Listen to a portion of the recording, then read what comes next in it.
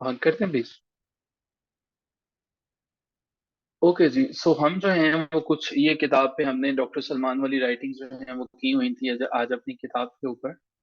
तो ये जी, हम लाल बिल्ली किताब की है। सो जी ब्रेनस्टॉर्मिंग में बुजुर्ग साहब ने जो है वो बता दिया। उसने कहा जी बेटा ये एक्टिविटी तब करोगे जब टाइम है, और ये इस तरह से करोगे। अब बच्चा जो था छोटा सा, उसने कहा जी मुझे तो ये समझ में नहीं आई कि मैं ये ब्रेनस्टॉर्मिंग क्या होती है, थोड़ा बहुत मुझे पता चल गया, ज्यादा नहीं चल सका। फिर उन्होंने कहा जी जो किसी भी टॉपिक में C S S P M S के पेपर में आ जाए, जो भी दिमाग में आएगा, पहले वो सी एस एस के पेपर की एंड वाली शीट खोलनी है। अब बच्चे को थोड़ा थोड़ा समझ में आना शुरू हो गया कि बाबा जी क्या बात कर रहे हैं। तो बाबा जी ने बताया कि बेटा सी एस एस के पेपर की एंड वाली शीट खोलनी है, उसके ऊपर लिख देना है रफ शीट। अगर रफ शीट नहीं लिखोगे तो इट मीन्स कि वो पता चलेगा पेपर का हिस्सा है। रफ शीट लिख के तो वहां पे जो है वो ये काम करना शुरू कर देना है ब्रेन स्टॉर्म वाला। ये और पीएमएस के पेपर में भी ऐसा ही करना है। ठीक है। सो एंड वाली शीट खोली, उसके ऊपर लिख दिया टाइम। घड़ी जो है वो स्मार्ट वॉच नहीं लेके जानी, जो पहले वो उतरवा लें। 15 मिनट के अंदर अंदर ये करने वाली एक्टिविटी है। एक टॉपिक को सिलेक्ट किया, टॉपिक सेलेक्ट करते हुए भी बड़े ध्यान से काम करना है, कहीं ऐसा ना हो ऐसा टॉपिक सेलेक्ट कर लिया जिसमें शुरू की दो चार लाइनें पता है लेकिन बाद में उनको पता ही नहीं कि कैसे प्रोसीड फर्दर करना है।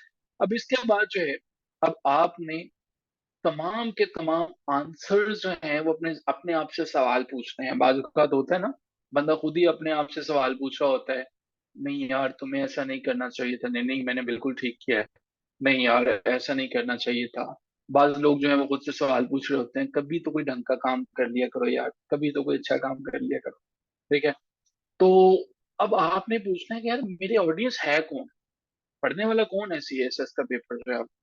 तो उसके बाद जो है मैं अपने ऑडियंस को बताना क्या चाहता हूँ।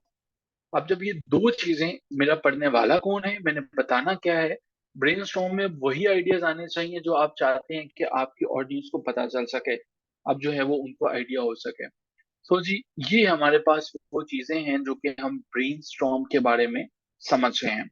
अब हमारे पास कितनी टेक्निक्स हो गई हैं जी। ब्रेनस्टॉर्म जो है वो हमारे पास टेक्निक नंबर कौन सा था?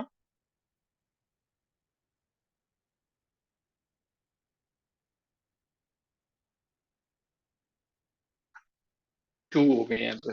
ओके जी, चलिए जी आगे चलते हैं। अब जो है हमें जब चीजें क्लियर हो जाएं, एक आइडिया एक ख्याल आता है ना। हमारे एक दोस्त हैं, तो उन्हें हमने मशवरा दिया कि यार तुम अपनी साबिका जिंदगी को भूल क्यों नहीं जाते हो, तुम्हें पुरानी जिंदगी में बड़े मसले मसाइल थे। उसने कहा मैं आपको क्या बताऊं, मैंने रट्टा नहीं लगाया हुआ था, मेरे कॉन्सेप्ट्स क्लियर थे। ठीक है। मेरे कॉन्सेप्ट्स उसको लेके बड़े क्लियर थे, इसलिए मैं भूल नहीं सकता हूँ। तो जब किसी के बारे में किसी को लेके आपके कॉन्सेप्ट्स क्लियर हो जाते हैं ना, वो भले सी एस एस है या पी एम एस, और आप उसको भुला नहीं सकते होते हो, तो इसको कहते हैं कॉन्सेप्ट मैपिंग या वेबिंग। इंटरनेट है ना, वेब से वेबिंग, जो इंटरनेट है कि एक चीज से दूसरी चीज, जो मैं जाले बनाता चला जाऊं, वेब बुनता चला जाऊं, वेबिंग। तो ये कॉन्सेप्ट जो है वो हमारे पास, ये बाबा जी फरमाते हैं ये तीसरी टेक्निक है। अब ये छोटा सा बच्चा है, ये परेशान हो गया कि एक तो चलो पहली दो तो किसी तरह से मुझे समझ में आ गई, सी एस एस के ऐसे को पता करने के लिए। अब ये कॉन्सेप्ट मैपिंग क्या है, ये वेबिंग क्या है, चलिए इसको समझते हैं और कोशिश करते हैं ढंग से समझें। तो इसके लिए हम मैडम इंस्टा से रिक्वेस्ट करते हैं वो जरा इसको पढ़ें, और हम आपसे भी पूछेंगे कि आपने कौन कौन से पॉइंट नोट किए हैं जी प्लीज।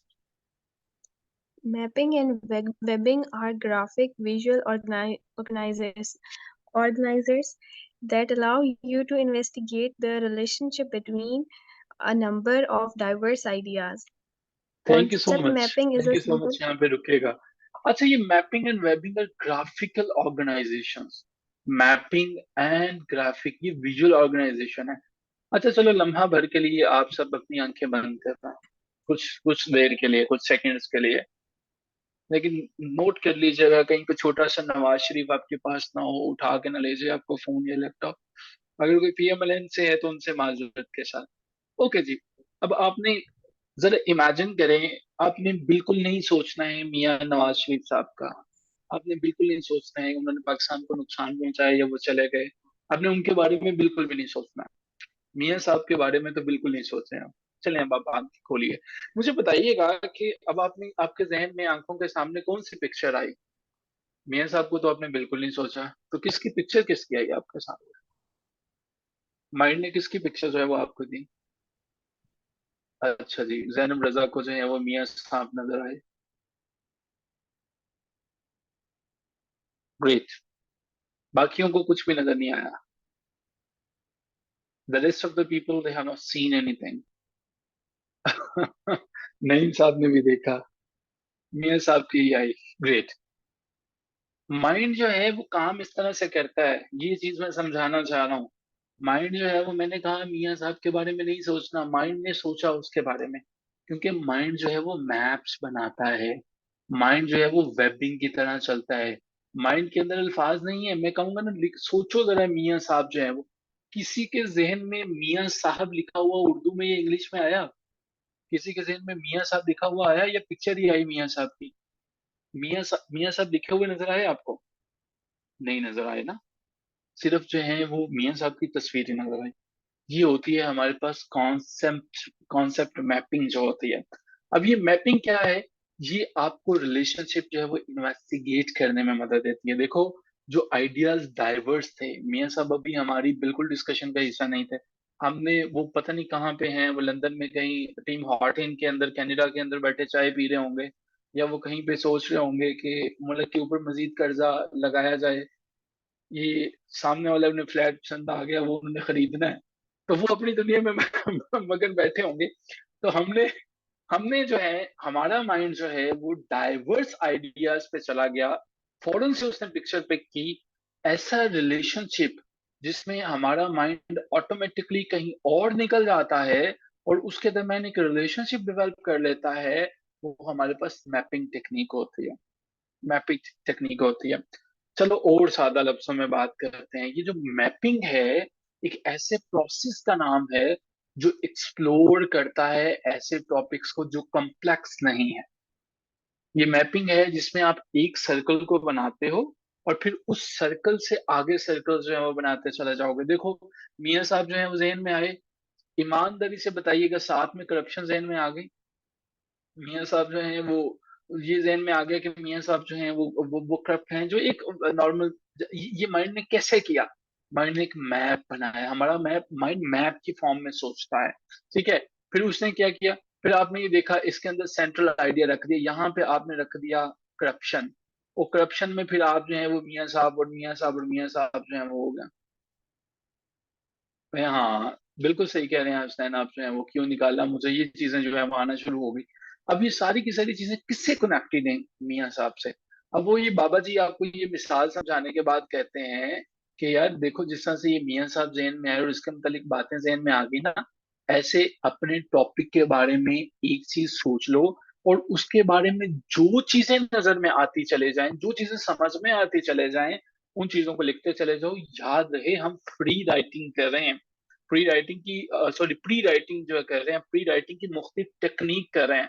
सो सेंट्रल आइडिया मियाँ साहब की तस्वीर हमने जो है वो दरमियान में रखी। और उसके बाद जो है वो सब टॉपिक्स, ये करप्शन है, वो सब टॉपिक्स हैं। मियाँ साहब ने सोचा कि जुनैद सफदर के लिए फ्लैट लेना है, एक नया जो है वो, ये जो आइटम्स हैं, इंपोर्टेड शैम्पूज हैं, इन पे सेल टैक्स जो है वो 25% कर दो। पता है आपको, आज बढ़ गया, 25% हो गया। ठीक है। और ये जो है, हाँ, ये ज्यादा इंटरेस्टिंग है। 25% कर दो, उन्होंने सोचा कि जी और चीजें बढ़ा दो, डॉलर का रेट जो है वो बढ़ा दो, तो ये सारी की सारी चीजें आ जाएंगी। अब ये आपने बॉक्सेस ऐड करते चले गए, इन बॉक्सेस को एरोज के साथ ऐड करते चले गए, और जैसे जैसे आइडियाज डेवलप होते चले गए, वैसे वैसे लिखते चले गए।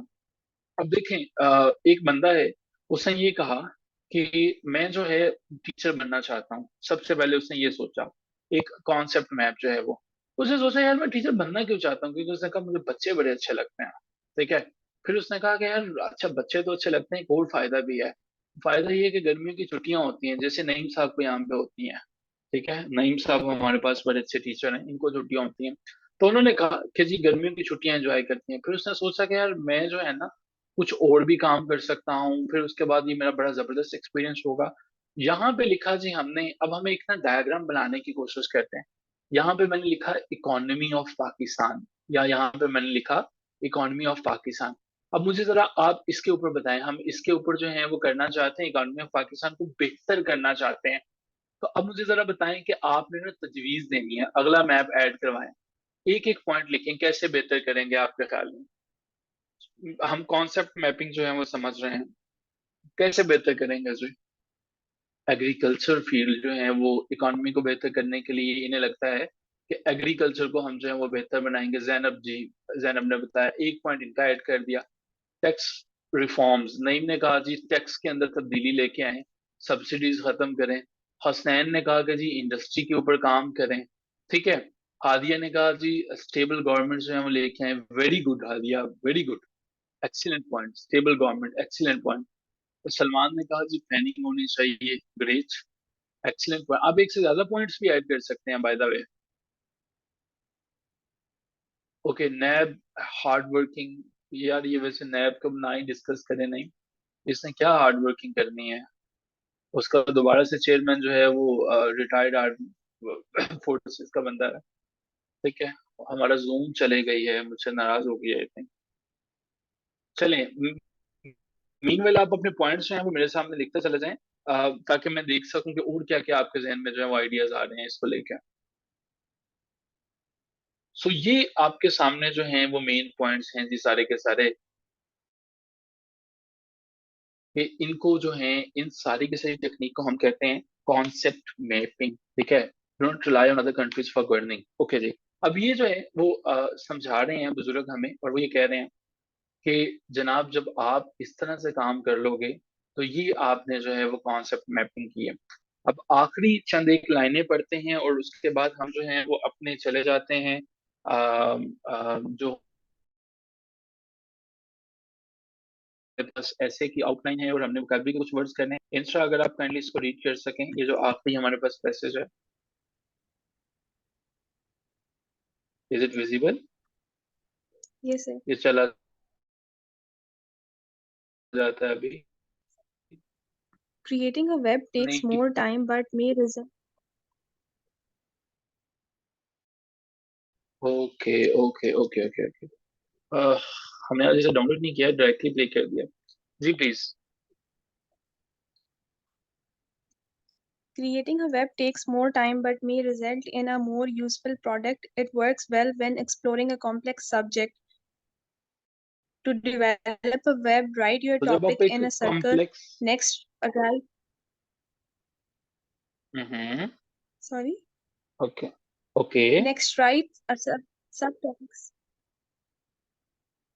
in hmm, smaller or or secondary circles, each connected to the center by a line. From each of the secondary circles, draw smaller bubbles in which you brainstorm possible solutions. Each possible solution is connected to the corresponding secondary bubble by a line. Both maps and webs should be revised and reworked a number of times. When your ideas are on paper in one of these graphic organizers, it is easy to see how better to prioritize and organize them. Use maps and webs as flexible frameworks in which information may be moved around until it is in the correct place. Okay ji. So इसमें आपने जब एक web tag, web जो है वो concept करना है, webbing करनी है, वो कहते हैं ये थोड़ा टाइम लेगा। ठीक है। लेकिन इसके रिजल्ट्स जो हैं वो प्रोडक्टिव होंगे। तो लेकिन आपने इसको तब जो है वो इस्तेमाल करना है जब कॉम्प्लेक्स सब्जेक्ट होगा। याद रखो, इजी जो है वो टॉपिक जो आसानी से एक्सप्लेन हो सकता है, उसके लिए इसके ऊपर काम नहीं करना। तो करने का तरीकेकार क्या है, आपने अपने टॉपिक को एक सर्कल के साथ जो है वो सर्कल के अंदर लिखा। नेक्स्ट जो है वो सब टॉपिक्स लिखते चले गए। यानी ऊपर जो है वो अजीम मियां साहब की तस्वीर, फिर उसके बाद उनकी खसूसियात लिखते चले गए, क्या क्या होना चाहिए, क्या क्या नहीं होना चाहिए। अब draw smaller bubbles in which you brainstorm possible solutions, फिर उसके साथ सॉल्यूशंस भी होने चाहिए। ठीक है। सॉल्यूशंस भी होने चाहिए जो है वो। और हमारे पास जो है, इसके साथ साथ क्या होना चाहिए जी, इसके साथ साथ जो है प्रायोरिटाइज करेंगे, ऑर्गेनाइज करेंगे। मैप्स एंड वेब्स को जो है फ्लेक्सिबल फ्रेमवर्क्स के तौर पर इस्तेमाल करेंगे, और तब तक हम इस्तेमाल करेंगे कि जब तक हमें ये नहीं पता चल जाता कि हमने एक रिदम जो है वो इन तमाम के अंदर मेंटेन कर लिया। जैसे देखो, ये एक जो है वो सैंपल वेब है। उसने ये लिखा, how I have been influenced by my English teacher. ठीक है, कि मैं जो है वो अपने इंग्लिश टीचर से जो है वो किस तरह से मुतासिर हूँ। सो जरा देखने की कोशिश कीजिए कि इंग्लिश टीचर से वो किस किस तरह से इफेक्टिव है, और हमारे साथ जो है वो बाकी डिटेल्स यहाँ पे हैं। अब आप जो है वो अपने टीचर से जब भी मुतासिर हैं, आप मान लीजिए कि उनके डिसिप्लिन से बड़ा मुतासिर हैं। आपने ये देखा कि यार ये बड़ी अच्छी बात है, ये कम से कम बंदा डिसिप्लिन का पक्का है, जो क्लास का टाइम होता है उस पे आता है और उससे पहले नहीं जाता है। तो आपने ये खूबी जो है वो पहले लिख दी कि यार डिसिप्लिन अच्छा। फिर यार ये काम कम से कम हमें असाइन करता है 5 minutes of writing a day, 5 minute का ही सही लेकिन ठीक है। सो ये बंदे का लेक्चर जो है वो इसके बाद हमें एटलीस्ट 30 मिनट्स से ज्यादा जो है वो पढ़ने की जरूरत पड़ती है। सो हमारे पास जो है यार ये अच्छा है। ठीक है। सो अब जो है वो ये कुछ भी पॉइंट्स जो है वो लिखते चले जाएं कि ये रीडिंग चॉइसेस हमें रिकमेंड करता है। मैंने इस बंदे से जो है वो लाइफ के बड़े अच्छे अच्छे लेसन्स लिखे हैं। सो इस बंदे के साथ मैं टफ टफ जो है वो असाइनमेंट्स डिस्कस कर सकता हूँ। ये मुझे जो है वो पुश करता रहता है, ये पर्सनल फिलोसफी को समझता है। ये मेरे वर्ड्स और एक्शन से जो है वो इस पता चलता है कि यार ये वाकई में ना ही deserve to be an ideal person. तो इसलिए मैंने जो है वो अपने टीचर से सीखा। ठीक है। तो ये जो एक डायग्राम बनाई बाद में, इसको जो है वो ये लिखा, जैसे नईम ने लिखा, honest with profession, discipline, friendly way of teaching. अच्छा यार नहीं, मैं ना आज से जो 5 साल पहले ना जब as a teacher school education department में गया ना, तो मैंने एक बुजुर्ग से पूछा, मैंने कहा जी मुझे जरा कोई काम की बात बताएं। उन्होंने एक चाय की लंबी सी चुस्की लगाई और मुझे कहते हैं, बेटा मेरे को तो तू विले रहना हुनर ही सीखना है। Like you will learn only how to remain ideal in the school time. It is the only thing that you will learn from me. So हमने भी चाय के साथ उनके साथ चाय शेयर की और हमने कहा जी आप यही सिखा दें। ठीक है। तो द थिंग इज दैट कि उनसे फिर हमने वही सीखा। तो आज भी ऐसी टीचर अवेलेबल है वहां पे पंजाब के एससीडी में। अब तो 8 साल हो गया एससीडी को छोड़े हुए। तो जी ये हमारे पास है जी नंबर 4 पे टेक्निक्स जो है वो। सो इन टेक्निक्स को आप यहाँ से पिक करेंगे और इन्हें जनाब अप्लाई करेंगे आप 50 years में। हमारे पास ये जो पहली फाइल है, थोड़ी देर के लिए मुझे शेयर करें प्लीज। अच्छा स्क्रीन शेयरिंग ऑफ होगी। आपने स्क्रीनशॉट ले लिया था एसएस का? एसएस का स्क्रीनशॉट ले लिया था? मुझे बताइएगा। हाँ इंशाल्लाह, नहीं किसी दिन ना गाड़ी जो है वो डालते हैं बहावल नगर के रास्ते पे। अच्छा जी, हमारे पास ना ये वाले एसेस हैं, इन पे आप अपनी कोई सा एक टॉपिक लें, अपनी मर्जी की फ्री राइटिंग अप्लाई कर लें, लेकिन फ्री राइटिंग आप मुझे सेंड नहीं कर सकेंगे प्लीज, क्योंकि फ्री राइटिंग का असूल ये है ना कि वो आपने किसी को दिखानी नहीं है। अगर कोई आपको सेंसर करेगा तो फिर वो फ्री राइटिंग नहीं रहेगी, फिर वो तो एक जो है वो पीस ऑफ पेपर हो गया। आप फ्री राइटिंग नहीं अप्लाई कर सकते हो। आप क्या कर सकते हो इनके ऊपर, इधर यू विल अप्लाई जो है हमारे पास ब्रेनस्टॉर्मिंग, यानी जहन के अंदर तूफान बर्पा कर दोगे, लिस्टिंग, या आप जो है वो मैपिंग, ये वाली टेक्निक जो है वो करोगे। कल हम इससे आगे भी करेंगे। अब जो है हमारे पास एक और जो है वो टास्क है। और आप भी बहावल नगर से हैं सलमान साहब? ये नहीं, मेरा ख्याल बहावलपुर से हैं। मैं हमेशा बहावल नगर बहावलपुर को मिस कर देता हूँ। लाइक शायद ये दोनों इकट्ठे ही हैं साथ साथ में कहीं पे। अच्छा बहावल नगर से हैं आप, ग्रेट। हमारी एक राजनपुर से हमारी स्टूडेंट है, और she is serving there as an assistant commissioner. और अब आई डोंट नो उनका नाम मेरे जहन से निकल गया। So she invited lot many times but नहीं विजिट कर सके। अच्छा चले खैर टॉपिक पे वापस आते हैं जी। हम हैं जी 2023। सो वहां से मुझे ना बहावलपुर बहावल नगर, लेकिन मुझे यजमान मंदी और ये चीजें पता है कि दे आर देयर।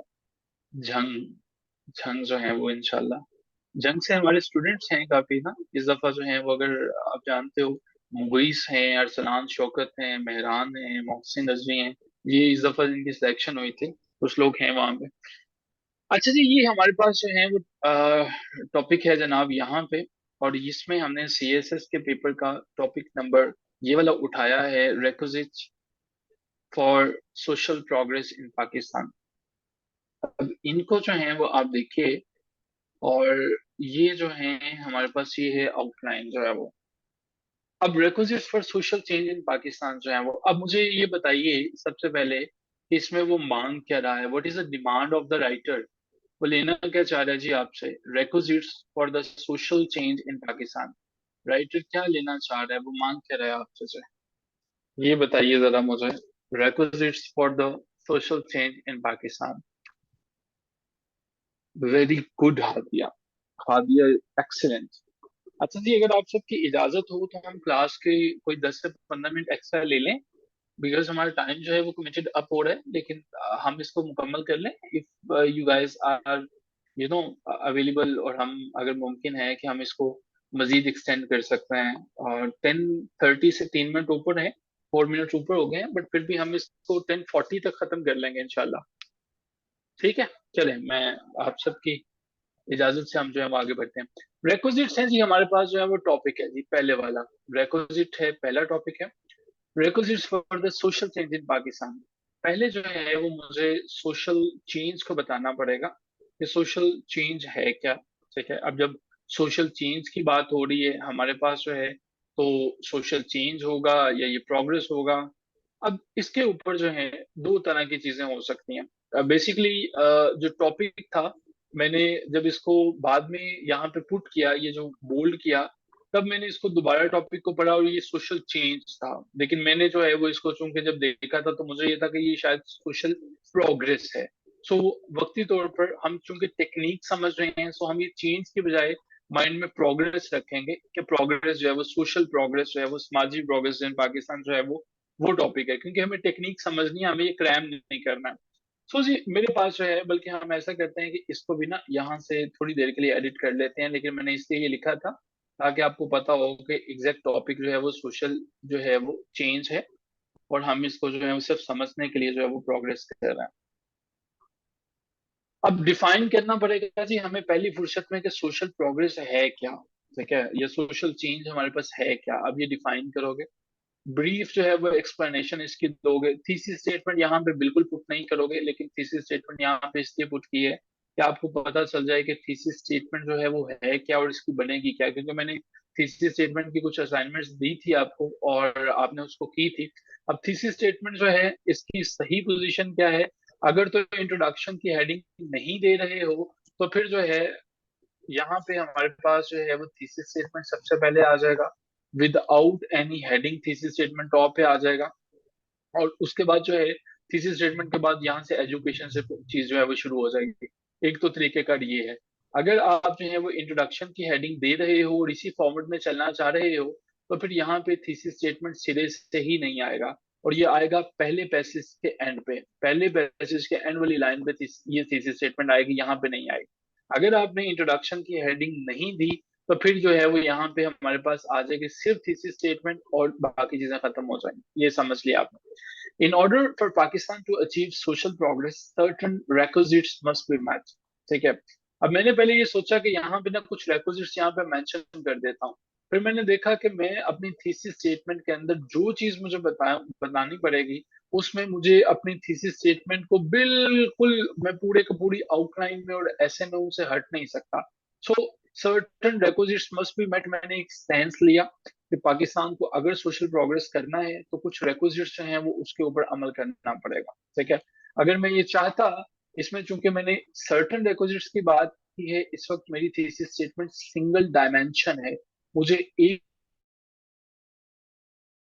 ही चीज जो है वो बतानी है, एक ही समत में मुझे जाना है, और वो मेरे पास ये समत है कि पाकिस्तान ने अचीव करना है और कुछ चीजें होंगी। अगर मैं ये कहूँ कि if Pakistan, in order for Pakistan to achieve social progress certain requisites must be met, in the absence of these requisitions we are going to face another catastrophe। अब मैंने दूसरा पॉइंट ऐड कर दिया, मेरी थीसिस स्टेटमेंट जो है वो डबल डायमेंशन में चले गई, 2 डायमेंशन में हो गई। अब मुझे जो है वो ये सर्टन रिक्विजिट्स को भी मेंशन करना है और दूसरे को भी मेंशन करना है। इसी तरह से अगर मैंने अपनी थीसिस स्टेटमेंट में तीसरा स्टैंस ले लिया तो मेरी थीसिस स्टेटमेंट की थर्ड डायमेंशन भी बन जाएगी। ठीक है, तो पता चला जिसमें मुझे थीसिस स्टेटमेंट में एक ही पॉइंट लिया वो सिंगल डायमेंशन है, जिसमें मुझे थीसिस स्टेटमेंट में एक से ज्यादा पॉइंट लिया वो डबल, और जिसमें इससे ज्यादा चला गया वो ट्रिपल है। अब मैंने सोचा सर्टन रिक्विजिट्स में दुनिया में कोई कौम तब तक तरक्की नहीं कर सकती, सोशली प्रोग्रेस नहीं कर सकती, जब तक उसके पास एजुकेशन ना होगी। सो आपने भी ये देखा, मुझे मेरा फोकस जो है वो ये चीजें मेरे लिए फजूल हैं अभी जो है ना, सोशल प्रोग्रेस इन पाकिस्तान। हाँ ये चीजें हैं कि मुझे देखना है रिक्विजिट्स पे और पाकिस्तान पे, बस ये जो सोशल प्रोग्रेस है अब ये दरमियान से निकल गया। एग्जामिनर ने मुझसे जो क्वेश्चन किया है वो ये क्वेश्चन है, उसको रिक्विजिट्स चाहिए मुझसे जो है कि पाकिस्तान के अंदर है क्या क्या। तो अब एजुकेशन है, अब एजुकेशन क्या है पाकिस्तान के अंदर, करंट स्टेट ऑफ एजुकेशन क्या है। अब करंट स्टेट के अंदर जो है वो मैं बताऊंगा कि कोविड से पहले जो है वो 20 मिलियन बच्चे थे, कोविड के बाद जो है ये 34 मिलियन पे पहुंच गए हैं। मैं रिपोर्ट्स की बात करूंगा, मैं चैलेंजेस की बात करूंगा, मैं फ्लड्स के पहले की बात बताऊंगा और फ्लड्स के बाद की बात बताऊंगा।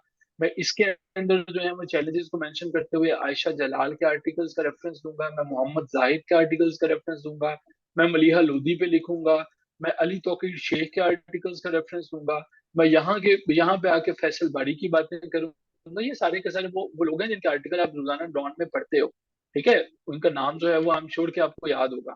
तो इनके ऊपर और फिर मैं पॉसिबल सॉल्यूशंस में भी अपने पास से सॉल्यूशंस नहीं दूंगा, मैं कोट करूंगा टाइम एंड अगेन जो है वो, ठीक है, और रेफरेंसेस दूंगा, पाकिस्तान ने हार्ड कंट्री से लूंगा, पाकिस्तान ने स्टेट ऑफ क्राइसिस से, फिर मैं इनको बताता चला जाऊंगा और फिर मैं ये साबित करूंगा कि किस तरह से, हाँ मिफ्ता ने बहुत जबरदस्त आर्टिकल लिखा था, मिफ्ता को कोट किया जा सकता है, मिफ्ता को भी कोट किया जा सकता है। ये जो आर्टिकल ऑफ द डे है ना वो सारे का सारा आपको वो इन चीजों के लिए डाटा देता है कि इसके अंदर क्या लिखना है, ठीक है। यार परवेज हुड बॉय को, परवेज जो है ना वो एक कंट्रोवर्शियल सा बंदा है, लिखता बहुत अच्छा है परवेज जो है, और मैं लाइक उसका बहुत बड़ा फैन हूँ, लेकिन ना उसको एग्जामिनर को अच्छा समझता नहीं है बंदा, और उसकी वजह ये है कि वो बहुत ज्यादा लिबरल है, ठीक है। परवेज जो है ना वो बहुत ज्यादा लिबरल है, परवेज हुड बॉय जो है वो तो कोट कर ले, अलबत्ता जरा डिस्टेंस ही रखिएगा, क्योंकि फिर एग्जामिनर ये फील करेगा कि आप भी परवेज हुड बॉय की फीलिंग जो है ना उनको शेयर करते हो। नेक्स्ट थिंग हमारे पास इकोनॉमिक, जो पाकिस्तान का मसला है, इकोनॉमिक क्या होगी, करंट स्टेट ऑफ इकोनॉमी क्या है।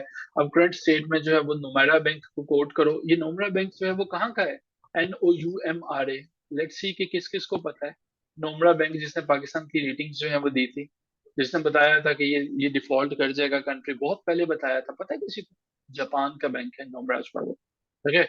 नोमरा की बात जो है वो करेंगे, इसके अंदर जो है वो इकोनॉमी में आप IMF की बात कर दो, अब वर्ल्ड बैंक के बताओ कि वर्ल्ड बैंक ने क्या किया हुआ है, फिर आप मुख्तलिफ रेफरेंसेस ऐड करते चले जाओ, चैलेंजेस फेस जो है वो उनके बारे में बात कर दो, सॉल्यूशंस की बात कर दो, जेंडर इक्वालिटी के ऊपर जो है वो बात कर लो, ठीक है, सारी की सारी चीजें हैं।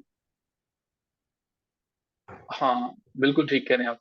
तो फिर इसके बाद जो हादिया ने पॉइंट रेज किया था, पॉलिटिकल स्टेबिलिटी ऑब्वियसली पाकिस्तान के लिए बहुत इंपॉर्टेंट है, तो ये चीजें जो है वो डिस्कस करोगे। सो ये मेन पॉइंट्स हैं जो आपने समझने हैं और जो डिस्कस करने हैं। और इसके साथ ही हमारा ये वाला सेक्शन खत्म होता है और हम अगले सेक्शन की तरफ चलते हैं, जो कि हमारा वोकेबलरी से रिलेटेड है। बिकॉज मैंने आपसे जो दूसरा टाइम का वादा किया था वो भी खत्म हो गया 10:40। तो I just want to conclude the discussion, और मैं जो है वो आपके लिए वर्ड्स जो है वो छोड़े जा रहा हूँ, and I am sure that you have learned a lot many new things. अच्छा ये ग्री के वर्ड, जो वर्ड्स है ना, इन्हीं में से आपके प्रेसी के जो है वो क्वेश्चंस, वो MCQs आएंगे।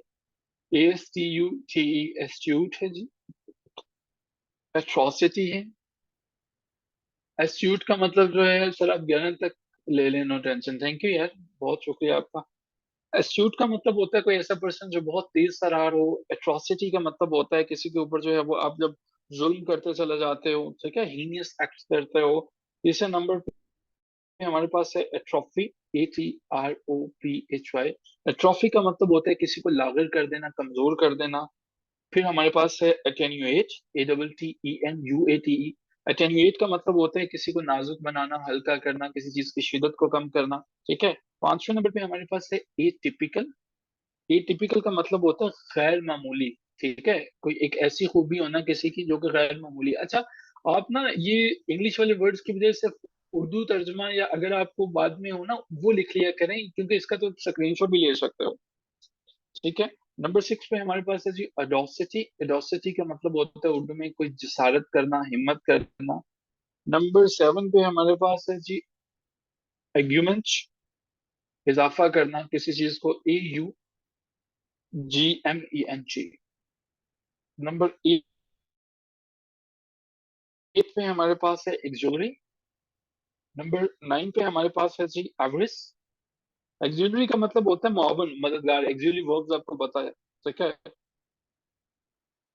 और नेक्स्ट हमारे पास है जी एवरिस, AVARIC। एवरिस का मतलब होता है लालच, कोई बंदा बहुत ज्यादा लालची जब होता है। नंबर 10 पे है जी अवर्ट। आप इसको पता है, टालना किसी चीज को जो है वो, AWRY, ऑडी, एक तरफ को मुड़ा हुआ, इसको ऑडी कहते हैं। नेक्स्ट हमारे पास है जी बेलफुल। बेलफुल का मतलब है तबाहकुन किसी चीज का होना। देन हमारे पास है जी बामी, BALMY, बामी। बामी का मतलब है तस्लीम देने वाला, ठीक है जी। बैनल, BANL, बैनाल, आम, बेवकत होना, जिसकी कोई कदर कीमत ना होना। नंबर 15 में हमारे पास है जी बेनफुल। इसका मतलब होता है जी जहरीला, ठीक है सर। बेनफुल इसका मतलब होता है जी जहरीला। तो जी that is something about today session. तो समझ में आया कुछ, ऑनेस्टली स्पीकिंग? कुछ ऐसे इसके मतलब चीजें समझ में आई नहीं? मैं किताब शेयर कर दीजिएगा पार्टिसिपेंट्स के साथ ना, ऐसे वाले फोल्डर में होगी। और इसका नाम है how to write great essays, ताकि जो पढ़ना चाहें वो पढ़ लें इसे अपने तौर पर। ठीक है जी। सो जी with this note, thank you so much everyone. आपने आज बड़ी देर तक बियर किया। ख्याल रखिए अपना सारे, और आप सबसे कल मुलाकात होती है। और ये वर्ड जो हैं वो इनको जरूर अपने जुमलों में इस्तेमाल कीजिएगा, मीनिंग्स और सेंटेंसेस के अंदर। So Naeem, I am done with the tea. Bahawal Nagar तशरीफ लाते हैं किसी दिन और आपसे चाय पीते हैं। आपके पास जो ऊँट हमने सबमिट करवाए हुए हैं उनकी मौजूदगी में चाय पीते हैं। चलिए जी, thank you so much everyone, take care of yourself. खुदा हाफिज।